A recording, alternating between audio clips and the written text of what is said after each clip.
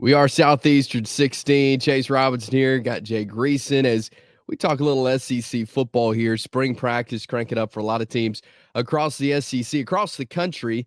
And we're going to talk about today some coaches who may be feeling some pressure this spring.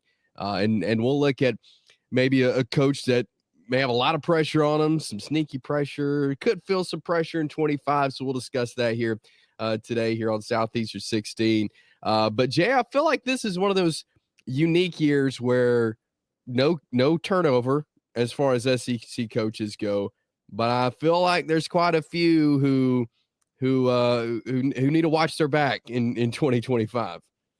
Doesn't it feel, Chase, a little bit like there's either like 5 jobs open in the SEC or there's like 0 or 1? You know, Yeah. there's no in the middle. And I guess that is a cyclical thing that kind of perpetuates itself because those guys who are getting hired new, unless it's a home run hire, everybody 2 or 3 years down the road starts to hear the whispers, you know? And I think we could be in that tidal wave of a whole lot of guys in year 3 and year 4 who you better answer some questions and you better get the fan base singing your fight song sooner rather than later. Yes, I certainly agree with you there. So let's take a look. We're each going to give a coach who we feel like has the most pressure on them right now. Jay, I'll let you go first. Who do you think is the coach? Who would you say coach with the most pressure? I think it's Brent Venables, and I think he's in the hottest seat in America. And I'm gonna rattle off a handful of reasons why. He's 0-3 in bowl games. He's entering year 4. He's got 2 losing years in 3. He's 20-17 overall in Oklahoma. They were 2-6 in the league last year, including a gift win against Auburn. And maybe the most important pressure point in terms of college football, especially in this league. If your rivals are doing good, it magnifies your shortcomings. And yes. Texas is taking names and kicking tail. So the Oklahoma fan base is not, they're not here for any type of lip service of SEC transition, new things, new faces. No. Steve Sarkisian is not like he's Darryl Royal. He hadn't been there since the 70s. I mean, Oklahoma needs it, and they need it now. Or yeah. Brent Venables, I could see him being among the first guys fired midseason if the lug nuts loosen and the wheels fall off. Oh yeah, he's definitely the one I feel like has the most pressure, and I think you said it. He may have the hottest seat not only in the SEC, but when you look at college football as a whole. And if they start the way they did in 2024 this year, yeah, it's not going to be good. And Oklahoma came into the SEC wanting to win. I feel like they had the roster to win last year. They couldn't do it. And yes, they had injuries and things like that, but you look at the overall product and the players were there, the execution, the performance was not there. And to a point you have to put that on the coach. So yeah, I definitely agree that Brent Venables has the most pressure. Quickly before we go to yours, isn't it the ultimate desperation move? Like Brent Venables has made it publicly known that he's now going to call the defensive plays. He cut his teeth being Dabo Swinney's DC in Clemson, South Carolina. And now everybody's going, well, he was a good DC. Can he be a head coach? And now he's trying to circle his own personal wagons, trying to maximize his personal value, if you will, about, okay, I'm now calling defenses. Yeah, and I think that that's going to be valuable for him to kind of have some control over the situation when your job is on the line like his is. Like, I think that was a good decision by him. Hey, let me do whatever it takes so I can be successful.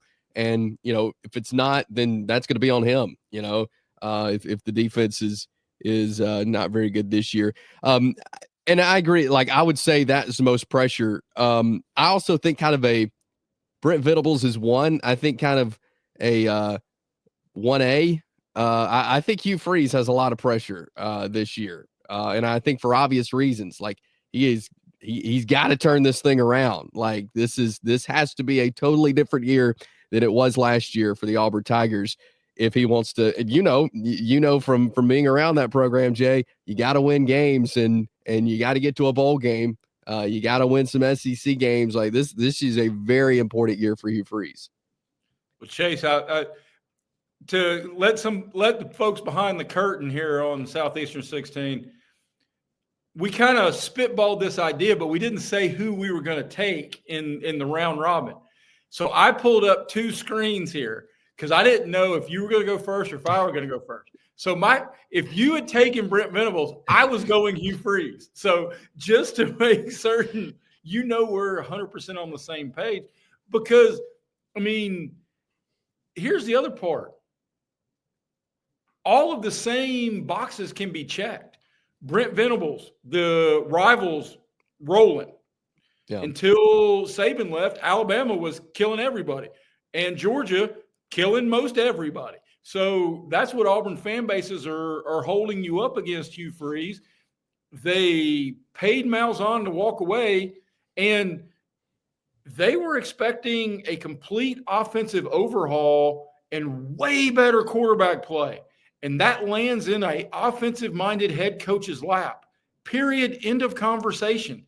Because the quarterback play was abysmal last year. That was a 5-7 team that, with no kidding, and if you want to say I've got my graduate Homer glasses on, feel free. But if you take 5 to 7 plays go differently, that's a 9-3 football team. Yeah. And this is going to be one of those Auburn teams, and they've happened through the last decade in the post-Cam Newton roller coaster that this has been. And you're going to look up, and there's going to be 4 or 5 or 6 guys that are like introducing themselves on Sunday Night Football in the NFL, and you're going, oh, yeah, he played at Auburn, and we wasted a whole lot of NFL dudes. And it is what it is. It is what it is. You've only got so many chances to make your mark, to put your best foot forward. And I completely agree with you that Hugh Freeze's chances are, I'll go back to my grandmother's favorite soap opera, like the sands through the hourglass, so go the days of our lives. So, no, I think there's a clear 1 and a 1A in terms of pressure. And that, because we can talk pressure in different degrees, but Oklahoma and Auburn both think they should be sitting at the power table. They want to be at the adult table at Thanksgiving. And right now they're having to sit in the back room in the kitchen with the linoleum. And instead of the mashed potatoes and gravy, it's tater tots and the crinkle fries, because they're sitting at the kids' table because they can't. Where else do you put them? Yeah. That's where they've gotten themselves into. And I think both of those coaches, they've got to have big years. And have they done what it takes in the offseason to have a good year? Yeah, I think both of them have in ways. But now it's just going to be and especially in Auburn's case, what's the play calling going to look like? What's the quarterback play going to look like? There's a lot of factors, I feel like, that go into that. Let's get into a coach that maybe kind of like a sneaky chance with kind of sneaky pressure on them this year. Who would you go with that, Jay? Now, I'm happy to go, but do you want to go? Because you gave me the first pick. If we're going to snake draft this thing back, you go. All right, I'll go. I would say Kalen DeBoer. Yeah. He's in a tough spot. Look, you're following Nick Saban. Whoever would have gotten that job in January of 2024 we would probably be saying the same thing no matter who it is at this point, because you're following Nick Saban. There's going to be pressure on you. I think he's got to make the playoff this year. I think that'll be something that you can say, okay, he got Alabama to the playoff, and I think Alabama fans will chill out a little bit, if he gets to the playoff. But I think he has a sneaky amount of pressure on him just based off of the success of Alabama, the fan base of Alabama, and getting this team back to being in the conversation and being consistent. The play was a little wild this year as far as consistency goes. He's got his staff. He got the band back together from when they were at Washington, bringing Ryan Grubb in as OC. But I think there's some sneaky pressure on Kalen DeBoer. Just on a quick side tangent, because just to make certain we're as transparent as possible, I'm an Auburn graduate. You live in the state of Alabama, so we're pretty well versed on this. The quarterback questions this spring in the Yellowhammer State are going to be fascinating. I don't think we're going to get an answer in either regard till we get to August, but just the debates and the overanalyzation of every morsel of statistic that we get from any scrimmage of, well, Ty Simpson went 3 of 6. And Jackson Arnold he ran for 14 yards. None of it matters, but by God, we are starving for that data, because I completely agree with you. Kalen DeBoer, and some of it's none of his creation, because I think he's a good football coach. I think he was a good football coach before he went to Washington. I think he was a great football coach at Washington. I still think he knows how to coach football. But, no actress in the world wants to try to be in the remake of Pretty Woman, because Julia Roberts did it perfectly. That is what it is. Okay, don't do that one again. Mark that off. That was Nick Saban, okay? If I've got to pick one, I'm going further south. All right, Brian Kelly has got a football team underneath him. They crushed the portal, crushed it. And he admitted as much, that last year was a disappointment to everybody in purple and gold, because he put $1 million of his own dollars back into the NIL. So he's telling everybody, look, I know I bleeped up. All right, that's on me. Well, how you fixing it? Because we don't care about your checks. We care about your check marks. So Go get us some W's. And you got dudes, because we talked a little bit about Auburn having like sneaky 3 or 4 or 5 guys who are going to have pretty good NFL careers from a team that didn't make a bowl game. LSU didn't make the playoff, and they're probably going to have like 5 guys taken in the first 2 days of the NFL draft. So the talent is not the issue. Yeah, it's the execution and the use of said talent. Yeah. No, yeah, I completely agree with you. And our third category that we're doing here is a coach that could feel pressure. And I'll just go ahead and say that Brian Kelly's mine for that, because I feel like rattling off the same reasons you just did. Like, I think he's in a year where he could feel pressure. I think he's in a spot right now where he's okay, but depending on how 2025 goes, in my opinion, he definitely could feel some pressure. That's a job where, again, and I feel like you could say this for every job of the SEC, but especially some of these like Alabama, like Auburn, like LSU, buddy, you got to win. You have got to amass the talent, and you've got to take that talent and you got to do big things, or you're going to be going somewhere else. And I feel like, he's in that situation. And we all talk about competing for national championships, but I think the big boy jobs in this league, at the bare minimum, when the first couple of playoff committee announcements come out, and Herb Street and those guys on a Tuesday night are talking about, if you are not even a inkling, if you're not even a whisper in that room, then you are failing to the fan base. And so, yes, I think Brian Kelly realizes it. My sneaky one on pressure,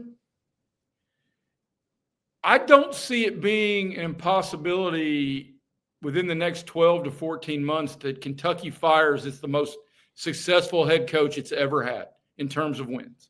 Yeah. Because, I mean, it feels like Kentucky is now – Mark Stoops did a whole lot of great things, and now we're here. Yep.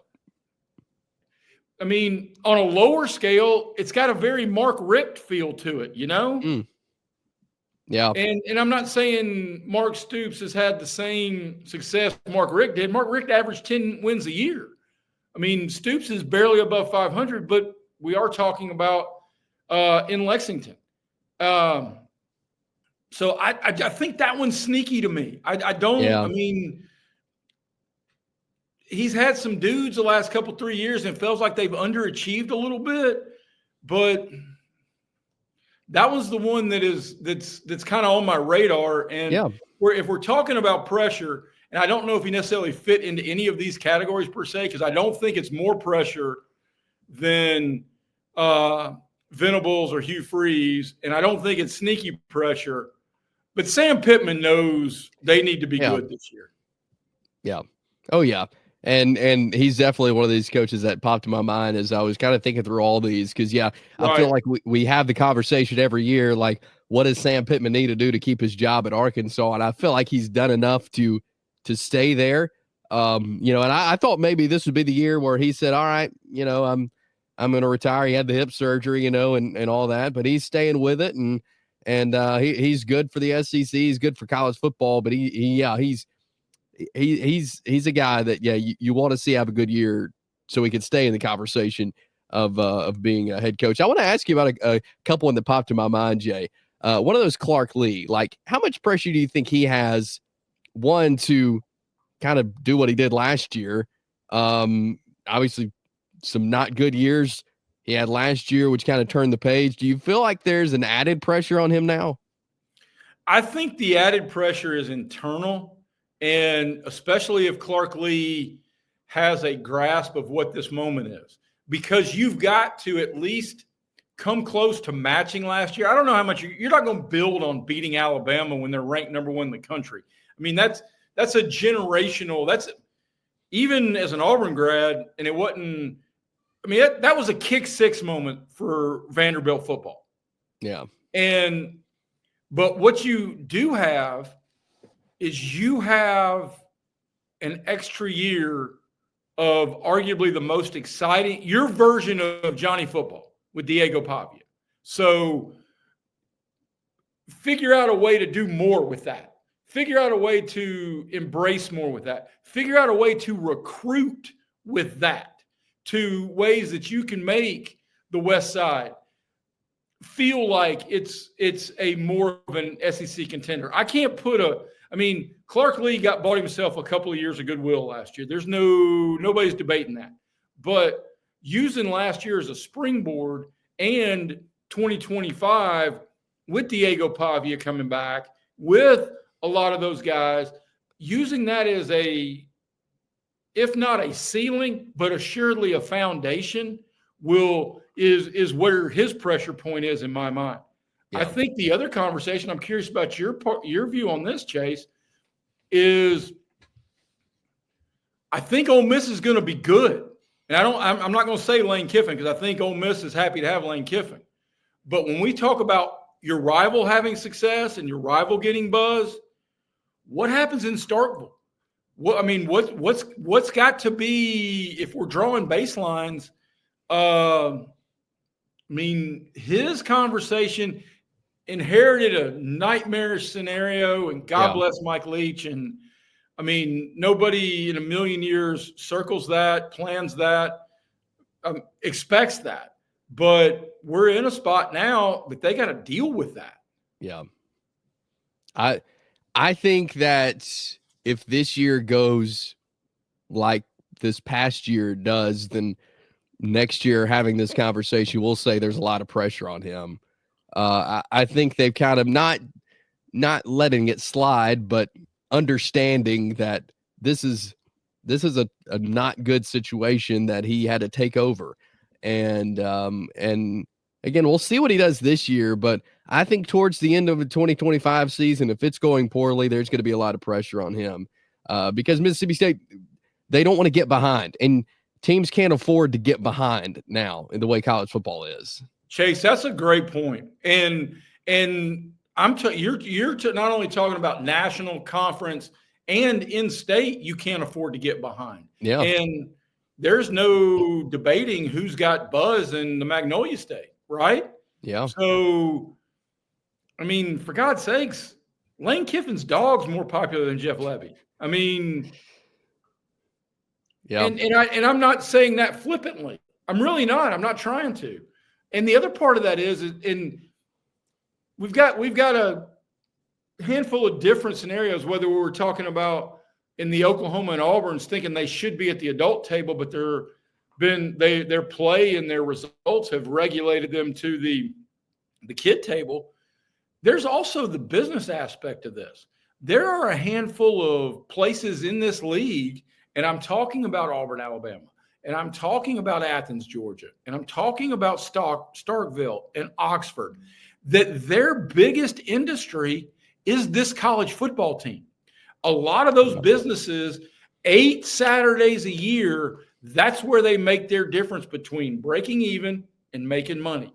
And if the football team stinks, they don't make money, which then is a I talked about this on the baseball podcast that I did with those great guys, with Graham and Chris and Alfred, and everybody talks about Uncle Mo in sports. Momentum is important, but I like to phrase it with inertia, because in addition to momentum building upon itself, inertia is the scientific conversation about things at rest tend to stay at rest. So if you are not building momentum, your inertia of standing still only perpetuates itself. So, I mean, I don't know. I don't know if they want to pull the trigger that quickly. And I guess it would also depend. I mean, here's the other thing. Is there a hot shot out there that one of these schools may want? Is there somebody that, I mean, one of those young go-getters, one of those, I don't know. I mean, I hadn't even thought about that. And I know I sprung that on you because we may just ask a question that we have to revisit next week. I don't know. But I don't know. It's it's hard. It's impossible to feel sorry for these guys, though. I mean, when you're cashing $5 million plus year a check to coach football, I mean, it is what it is. And you're going to get handsome guys like you and fat-faced guys like me talking about how much stress and heat you have in your job. And it stinks because your kids hear it. And, I mean, your wife's stressed out about it. But you know what? Getting that $500,000 a month probably helps a little bit. Yeah, sure does. It's got to. Good conversation there. And again, we'll keep talking spring football here on Southeastern 16. But those are some coaches we feel like have got some pressure here in the spring. We'll continue talking college football. We do that year round here on Southeastern 16. So subscribe if you have not already, and we will be back very soon with more SEC football talk here on Southeastern 16.